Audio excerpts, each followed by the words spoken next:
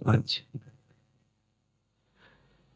আর পার্টটা বুঝতে হবে, সেন্ট্রাল আইডিয়া বুঝতে হবে, সিগনিফিকেন্স বুঝতে হবে।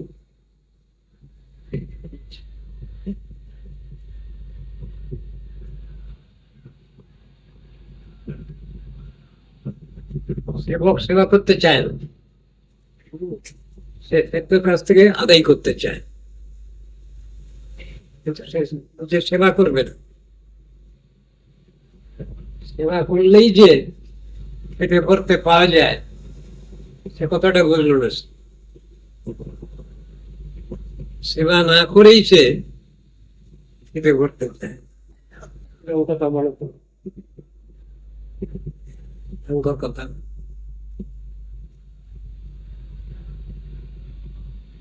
গৃহস্থের ঘরে গেলে আমাদের গৃহস্থ যত্ন করেন, কাউকে বৈষ্ণবরা এসছেন, কিন্তু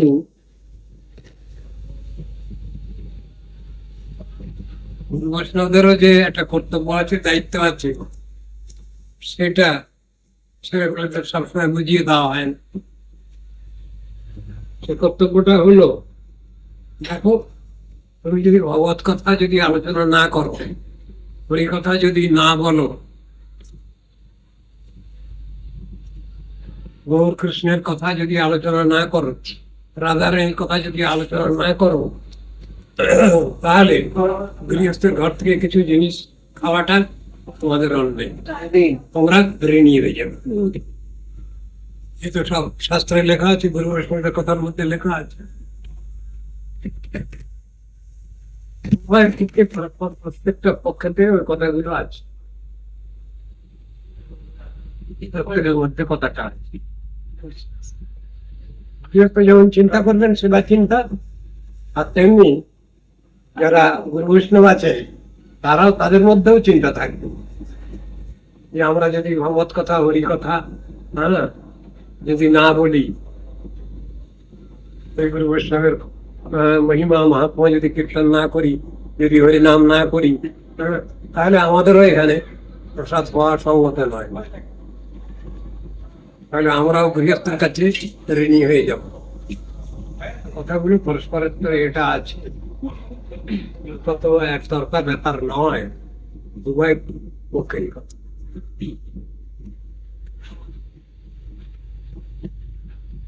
ভগবান এমন কোনো ব্যবস্থা রাখেনি একতরফা ব্যাপার, পাশাপাশি দুটো নিয়েই আছে।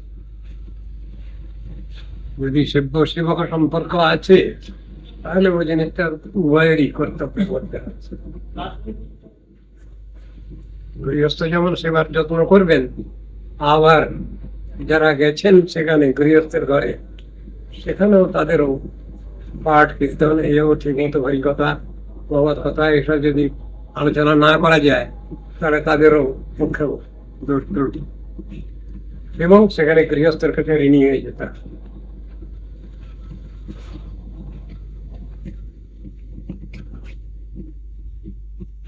সব দিকেরই বিচারটা নিয়ে চলতে হবে। আমি আমারটা করলাম, অপর পক্ষ কিছু করলো না, খারাপ হইল। অপরের পক্ষ সব তার কর্তব্য দায়িত্ব পালন করে গেল, কিন্তু গৃহস্থ, কিন্তু যারা প্রচারকরা গেলেন তারা তাদের কর্তব্য ঠিক মতো করলেন না, তাহলে কি হবে? ওই ঋণের মধ্যে পড়ে যেতাম, তাদের কাছে ঋণী হয়ে যেতাম। ঋণটা হওয়া চাই পজিটিভ সাইডে, ঋণটা নেগেটিভ সাইডে না, পজিটিভ সাইডে। এটা পরস্পরে বাধ্যবাধকতা থাকে। আমি পূর্বের কাছে শুনেছি বলতে, কখনো দেখো তোমরা যে পারতে না করো, এটা অত্যন্ত খারাপ কথা, অত্যন্ত খারাপ কথা। খারাপ কথা বলে, হ্যাঁ, অত্যন্ত খারাপ পাপ, ঋণ করা পাপ। বিশেষ প্রয়োজনে তোমরা কিছু পারতে না করেছো, এটা কবে শোধ দেবো, কত তাড়াতাড়ি শোধ দেবো, সেখানে যদি একবেলা খাও তোমরা প্রসাদ পাও, তাহলে একবেলা খাওয়া কমিয়ে দিয়ে ঋণটা আগে শোধ করো। কত সুন্দর কথা। বাপ হরিণী চক্রবাসী অকারিচর অনুদতি প্রশ্নের উত্তর দিচ্ছেন হে সুখী জগতে যিনি কারো কাছে ঋণী হন না, যার কারো কাছে সাধারণ কাছে ঋণ নাই, শান্তি লাভ করো। একটাই ঋণ মানে হলো পাপ, বোঝে না। যদি কোনো ব্যাপারে বিশেষ ব্যাপারে করতেই হয়েছে, মনে করবে যে ওটা পাপের বোঝা গাড়ি চেপে আছে, যত তাড়াতাড়ি ঋণটা শোধ করতে পারবে তত ভালো। মহারাজ গুরু বৈষ্ণবের কাছে তো আমরা সবসময় ঋণী থাকি, ঋণী থেকে সেই কথাটাই বলতে যাচ্ছি, সেটা বলিনি, তুমি প্রশ্নটা করে ফেললে। এটাই বলতে যাচ্ছিলাম, যদি ঋণী থাকতেই হয় তাহলে দুনিয়ার লোকের কাছে, জগতের লোকের কাছে ঋণী থাকতে হবে না, গুরু বৈষ্ণবের কাছে ঋণী থাকো, অসুবিধা নেই। কেন? সেই ঋণের জন্য তিনি তাগাদা দেবেন না, তারা তাগাদা দেবেন। কেন? যদি সেবক সম্পর্ক থাকে, তিনি তো সর্বতভাবে তার কল্যাণ কাঙ্ক্ষী গার্জিয়ান গুরু বৈষ্ণব। সুতরাং এটা তর্কের খাতিরে বলছে, এই হয় তাহলে গুরু বৈষ্ণবের কাছে ঋণী থাকো। সেখানে তোমার তাগাদার কোনো ইয়ে নেই, সেখানে ভুল বুঝাবুঝির কোনো ব্যাপার নেই, তাগাদার ব্যাপার নেই। বিচার আছে, দুনিয়ার লোকের কাছে যদি ঋণী থাকো তাহলে তোমাকে আবার ফিরে আসতে হবে এ জগতে, আবার জন্মগ্রহণ করতে হবে, আবার কর্ম ভোগ করতে হবে। তা করো, সেখানে গুরু বৈষ্ণব তোমাকে তাগাদা দেবেন না। তিনি জানেন যা কিছু দিয়েছেন, জানেন ও তো দিয়ে দিয়েছে, এটাই তার বিচার। সুতরাং সেখানে লাইবিলিটি কম।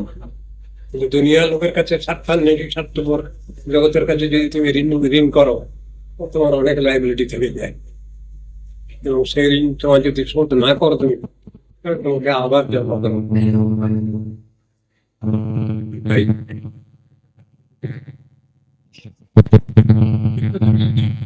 সবার কাছে যদি ঋণ করো, তোমার ভিতরে চিন্তা থাকবে বটে, কিন্তু সেই ঋণের জন্য তোমাকে কোনো কষ্ট পেতে হবে। কারণ তিনি কখনোই চান না গুরু বৈষ্ণব যে আমার ছেলে মেয়ে ঋণী আছে, ব্যাপারটা ওই হিসাবটা ওইরকম। সেই জন্য বলতেন যদি ঋণী যদি থাকতেই হয়, ঋণ যদি করতেই হয়, তো গুরু বৈষ্ণবের কাছে ঋণ করবে, কেননা সে ঋণ নয়। সরকার যেমন করে না, অনেকটা গরিব প্রজারা তারা ট্যাক্স দিতে পারছে না, খাজনা দিতে পারছে না, একবারে 5-10 বছরের এটা মুকুব করে,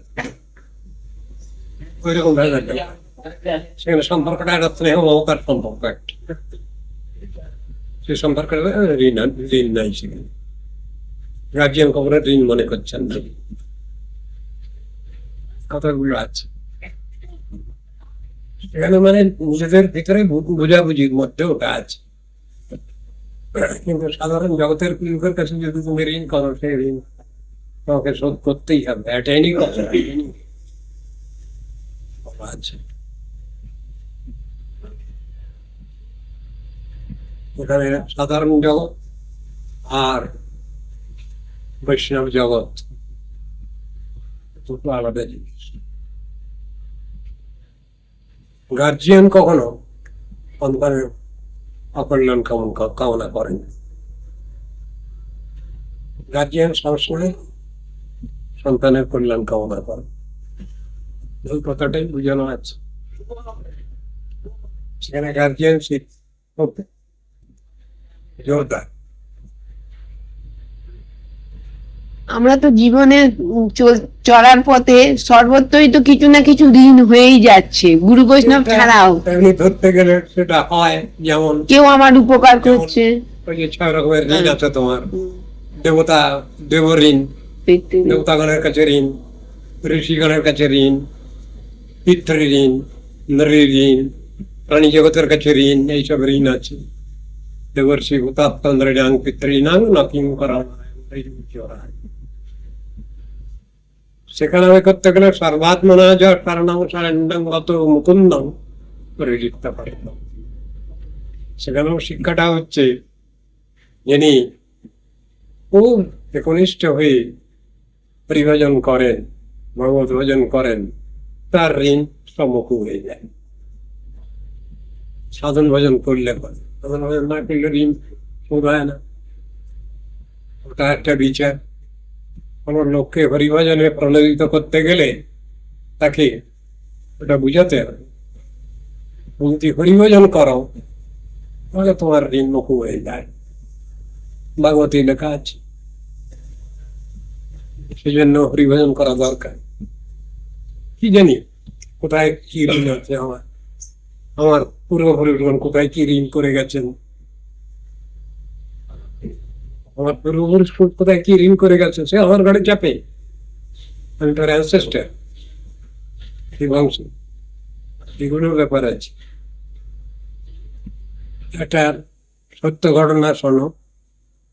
ঘটনাটা ঘটছে মেঘালয়, অর্থাৎ গারো হিলসে, ওয়েস্ট গারো হিলসে। যিনি আমাদের ওখানকার মানে প্রথম বিল্ডিংটা যিনি করে দিয়েছিলেন মেঘালয় বটে, এর নাম হলো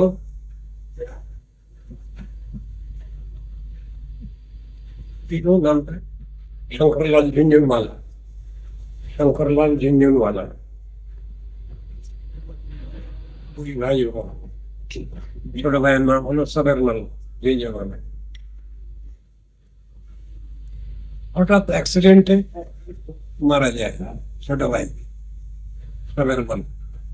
এবং সেই ছেলে এতই ছিল অনেস্ট, মানে সমস্ত তুরা শহরে একবার সবাই তাকে ভালোবাসে। সেই ছেলেটা গাড়িতে, নিজের গাড়িতে করেই আসছিল, একটা অ্যাক্সিডেন্টে মারা যায় ছেলেটা। আগে কোনোদিন তার বড়দা যিনি বিজনেস চালাচ্ছেন, তো ওকে গুয়াহাটি সাইড দিকে, আসাম সাইডের দিকে, নর্থ বেঙ্গল এবং আসাম সাইড ওর বিজনেসের ব্যাপারে ভাবছে। আর ওইদিকে উনি নিজেই দেখাশোনা করবেন। যখন মারা গেল, মারা যাওয়ার পরে সবেরমল তাদের কাছে টাকা ধার করেছে। এইগুলো সব পাওনাদাররা এসে হাজির হল।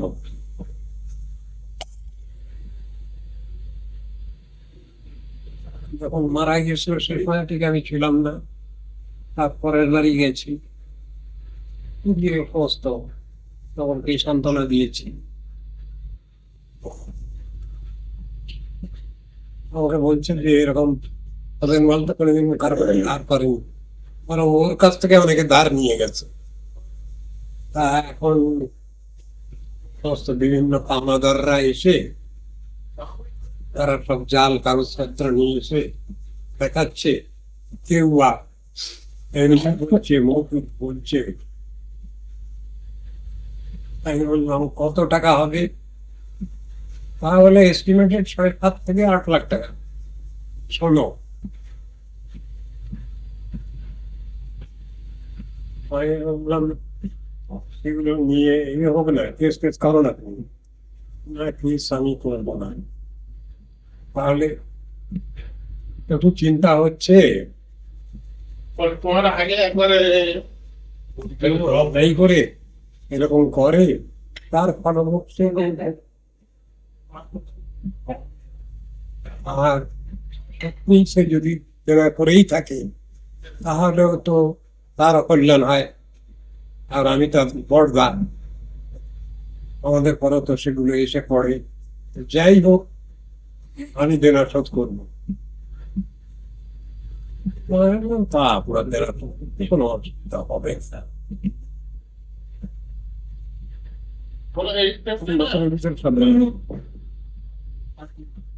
আর বলছে আমি এখন একটা খানিকটা নিশ্চিত হচ্ছি। প্রথমে তারপরে লোক নয়, বিভিন্ন লোক, একটা লোক না, অনেক বিভিন্ন রকম মৌকা খোঁজে তো অনেকে তিন বছর। আমি বললাম তোমার কোনো অফিস দাও, খুব বিশ্বস্ত কর্মচারী রাখো, সেই জীবিকার মাত্রে গল্প আসলে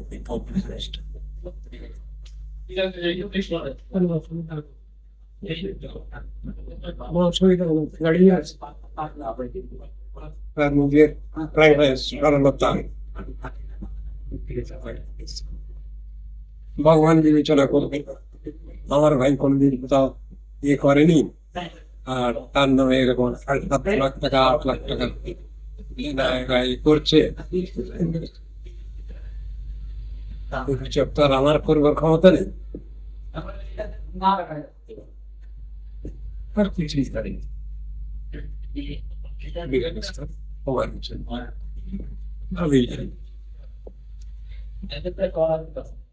এইরকম ধরনের থাকে সত্য, সত্যই যদি কেন থাকে এই মানুষ বড় বিজনেসম্যান বুঝিয়েছে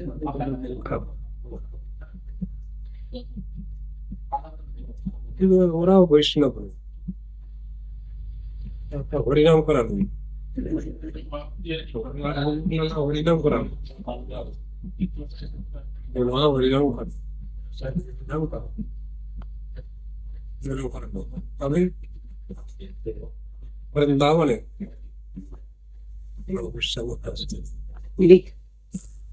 হরিনাম করানো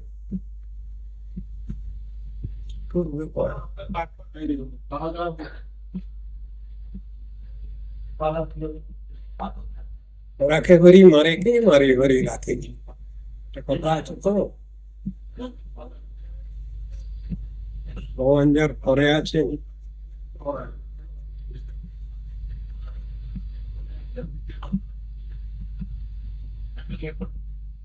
আমি গেলাম এই 9 বছর পরে গেলাম মেঘালয়। আমি দেখা আঙ্কেলের বললো আপনি আমাকে বাঁচিয়েছেন, তাহলে আমি যে কি করতাম, আমি খুব মুশকিলে পড়ে যেতাম। কোনো অসুবিধা হবে না, সত্যি যারা যারা বলেছিল তাদের তাদের ডেকে তারা চালাকি চাকরি করলো কি না করলো সে ভগবান।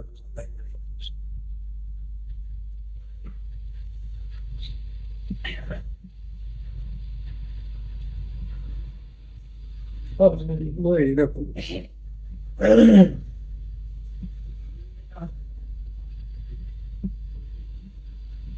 জমিটা ওখানে আপনার 5 বিঘে জমি, এখানে 1 কাঠা জমি বের করতে, পাহাড় কেটে বের করতে 1.5 লাখ টাকা, পাহাড় কেটে প্লিজ তৈরি করতে।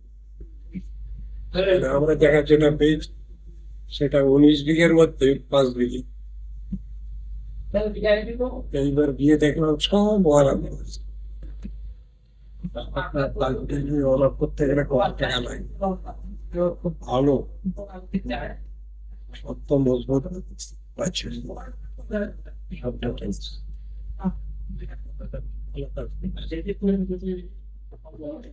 গন্ডগোল থেকে রেহাই পাওয়া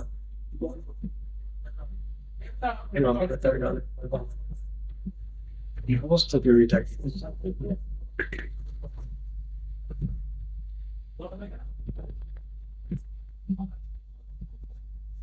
বাংলাতে যাবে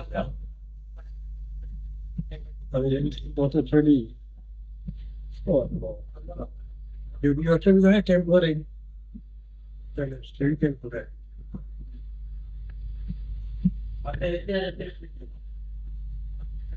অবস্থায় তো সেবে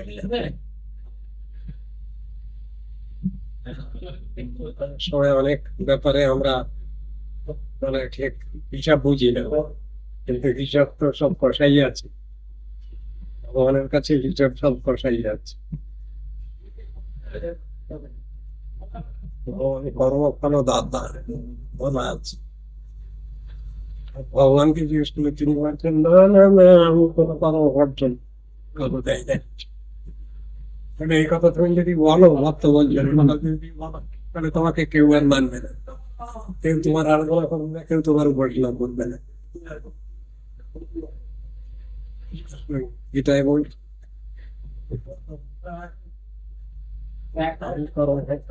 আমি কর্ম সৃষ্টি করেছি, ওটা কর্মফল সৃষ্টি করেছি, কিন্তু জিত তার স্বভাব বসতে কর্ম কর্ম ভোগ করে।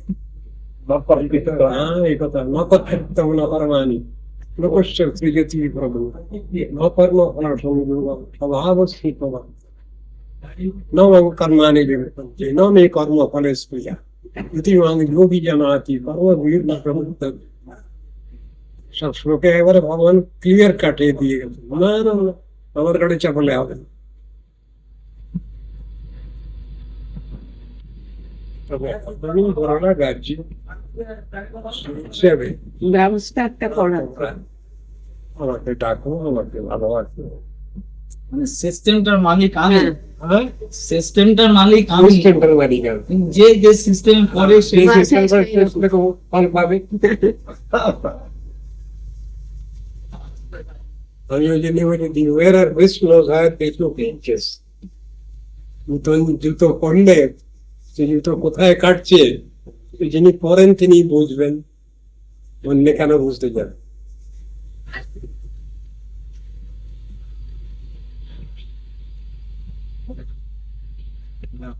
কিন্তু বিচার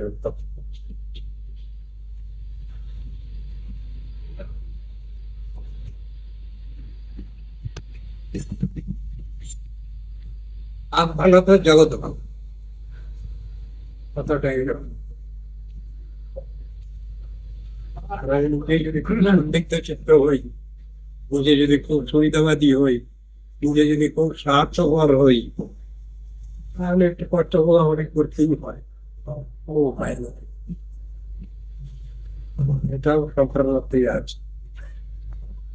এটা তো তার স্বভাব মহারাজ, এটাকে কি করেছে পার পার, হ্যাঁ, এটা তো তার স্বভাব, মানে তার সেই স্বভাব যারা সাধন ভজন করেন তাদের ক্ষেত্রেতে ওটা চেঞ্জ হয়, বহু সহজ পড়াতে পরিণত হয়। হচ্ছে তো কথা। এই পৃথিবীতে বহু সাল মানে বহু চোর ডাকাত, গুন্ডা বদমাইশ, তো তারাও তো পল হয়ে যায়। সল তো নাম ছিল তার আগে, পরে তিনি যখন সাধু হয়ে গেলেন তখন সেন্ট পলস ক্যাথিড্রাল সব নামগুলো এলো। ব্যাস। সাধু হয়ে গেলে, হ্যাঁ, যারা সাধু হয়ে গেলে তাদের বৃত্তিটা থাকলো না, তখন আর থাকলো না, তখন তো ভগবান তাকে মেনে নেবে। ওকে দর্শন করলেই গঙ্গা স্নানের ফল সেটা হয়ে তো যায়। ভক্তিবিনোদ জগৎধর্মে বলেছেন যে নিসর্গ কোন স্থলের স্বভাব বলিয়া প্রতীত হয়। সেই ওটা তো আর তার ছিল না, হ্যাঁ, ওটা তো আলাদা স্পেশাল লোকের কথা। ভগবত কৃপা হলে না, গুরু বৈষ্ণবের কৃপা হলে সব উল্টে যায়, সে তো নিশ্চয় কৃপা, সবটা উল্টে যায়। তিনি কৃপা তো করেন, কিন্তু কৃপা নেবার তো তার যোগ্যতাও থাকে। ওটাও আছে, কৃপা নেওয়ার জন্য কত আধারটাও তো তৈরি থাকার দরকার, তৈরি করার দরকার। এবং আশ্রম যথাসময় সকলের কি নিজেই ছুটে কোনটা ভালো হবে আপনাকে দেখাতে বলবেন? কি জিনিসটা কি? শাড়ি, তাপে শাড়ি,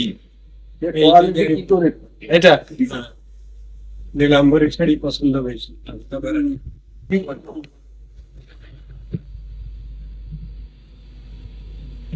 লাইনটা মনে এলো না, চণ্ডীগড়ে এরকম অনুবাদ হয়েছে, তোমার ওই মেলটাকে ছেড়ে দিয়ে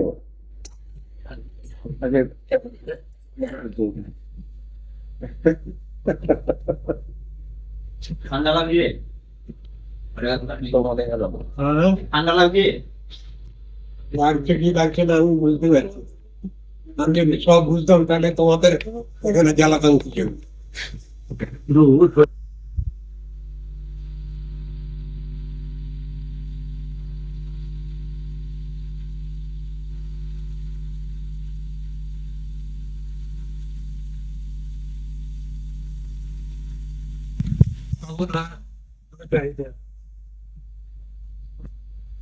বলা চলবে না। এই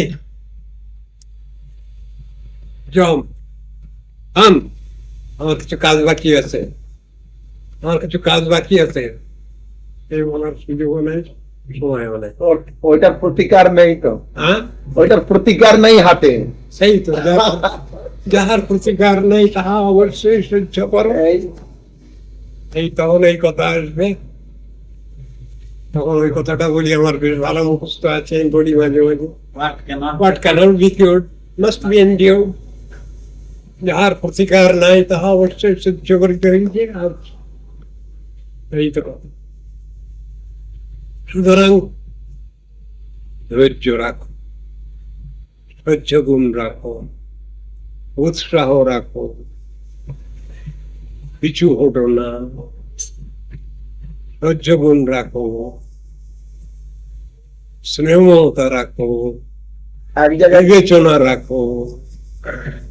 এক জায়গায় দেখছি হ্যাঁ অনেকগুলো ছাগল আছে, হ্যাঁ তা তাদের মধ্যে চেতনতায় এত অভাব, হ্যাঁ ছুটে পালিয়ে যা, ওই এক একটা করে পাচ্ছে কিন্তু সরছে না। করছে না। ও হলো গণগড্ডলিকা।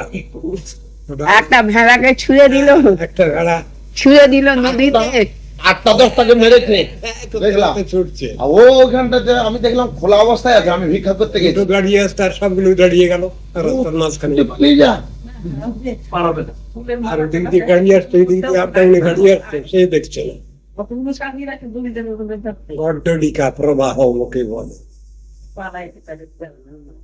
গণগড্ডলিকা।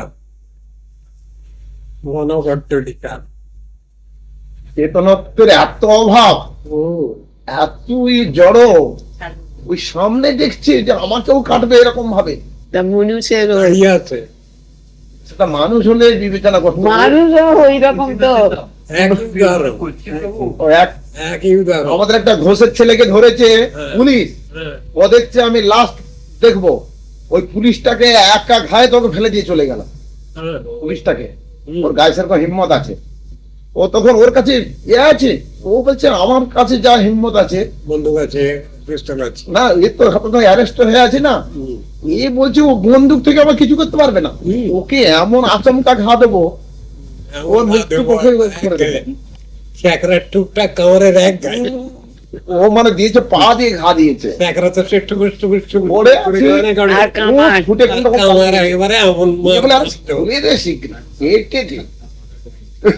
আমি মেরে দিয়ে আসতাম। কামড়ের এক গায়ে। আমাদের দেখো ছাগল মারা যাবে না এক। দেখো চাকরা টুকটাক বেটা আমাদের এর সামনে মরছে, এই করতে না, হাতটা চেতনত্বে করা। সবটার মধ্যেই শিক্ষা আছে। আমাদের যে পৃথিবী তাবৎ হলো ছিল না, শিক্ষা চোখে ক্ষেত্র। দেখেও দেখছি না, বুঝেও উঠছি না। পরীক্ষা আমরাই স্থল। idol। হ্যাঁ। পরীক্ষা দিয়েই যেতে হবে। পরীক্ষায় বলবো না বলা চলবে না, পরীক্ষা দিতেই হবে। ফেল করলেও চলবে না, পাসও করতে হবে। আবার অসভ্য মার্কেটেও চলবে। ফার্স্ট ক্লাস পাস হতে হবে, নাকি লেখা আছে শাস্ত্রে। দেখো সব বুঝেছি যে ফার্স্ট ক্লাস ফার্স্ট,